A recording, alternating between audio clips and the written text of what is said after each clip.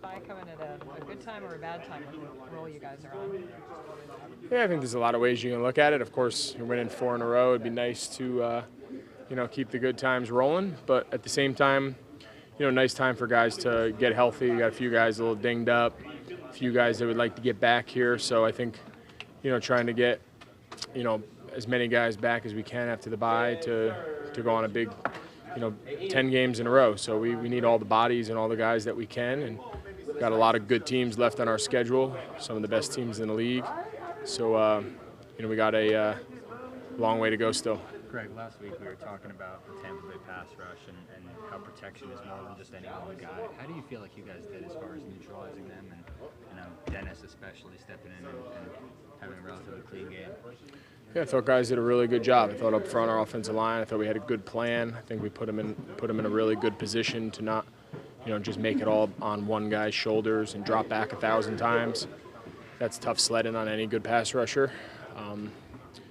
I think we shared in the responsibility. I think Chris Manhertz did a really good job. His handful of times when he was called on protection, and whether it was in the backfield or at the line of scrimmage, to protect, and a lot of the times he was put on Barrett, so that was great. Getting the ball out of our hand quick, guys winning quick, having somewhere for the quarterback to go with the ball, all those things. I mean, even the 2 sacks. They kind of fell into good coverage based on what we were calling, and just wasn't anywhere for Kyle to go with the ball. So kind of a coverage / breakdown. So for the most part, they played pretty clean. Fourth quarter, I think all of us, trying to run when we would have, you're up by 24 and you're kind of in a weird position where you would like to just keep doing what we've been doing, but then you're also kind of in a race against the clock, and it kind of becomes a math game with possessions and whatnot. So we had some tough sledding there in the fourth quarter trying to gain some yards in the run game. But that's the way it goes. Greg, I know you're going to be in the booth this weekend for bye week. What's your kind of preparation like for that? What's it like getting the chance to do that? Yeah, I started watching and studying some of the stuff just yesterday when we got home. I got some obviously some work to do ahead of me before Sunday, but I'm looking forward to it. I think it's going to be fun.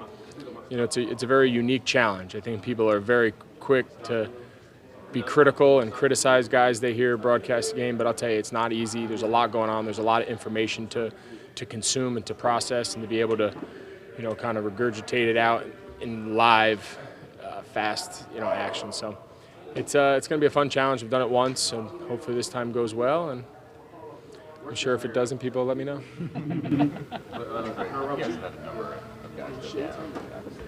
Cam, KK, the O-line, the guys that have stepped in after 4 years straight third. How critical is depth to have when you need to dip into it at time for a system to continue? It's critical. Over a 17-week NFL season, guys are going to get hurt. It's just the way it goes. And you really, as the season goes on, you start testing the depth of your roster. Everyone's preseason roster on paper looks and sounds great, but you find out quickly about how good a team is from top to bottom when guys start going out and you start testing that depth. And we're on our 3rd different guy who's played left tackle, and 2nd guy who's played right guard, and down the board, across the board. So it's your 2nd quarterback, obviously, but that's how you learn about yourself. So we guys have done a good job. It's a credit to our staff and how hard guys who aren't technically starters prepare each week as if they are. And you never know in this league when your time's going to come. Greg, when you have backups that play well in that position, and then the starter comes back and he's healthy, is there a coda in this league that the starter... Really well worded, Joe. Really well worded. I'm not trying to hide. Who are we talking about? Trey Turner and Daryl. Yeah, I knew. I wasn't sure where you were heading. Well done. You're a professional, Joe.